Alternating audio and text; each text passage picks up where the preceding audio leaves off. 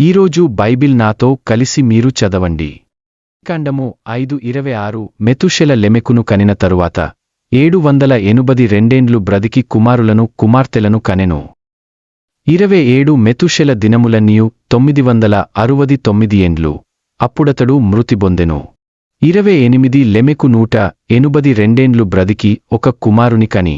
29 భూమిని యెహోవా శపించినందువలన కలిగిన మన చేతుల కష్టము విషయములోను మన పని విషయములోను ఇతడు మనకు నెమ్మది కలుగజేయుననుకొని అతనికి నోవహు అని పేరు పెట్టెను. 30 లెమెకు నోవహును కనిన తరువాత 795 బ్రతికి కుమారులను కుమార్తెలను కనెను. 31 లెమెకు దినములన్నీయు 777 ఏండ్లు. అప్పుడతడు మృతి బొందెను. 32 నోవహు 500 ఏండ్లు గలవాడాయి. షేమును హామును యాపెతును కనెను. చదవబడిన వాక్యం దేవుడు మన వినికిడిలో దీవించునుగాక.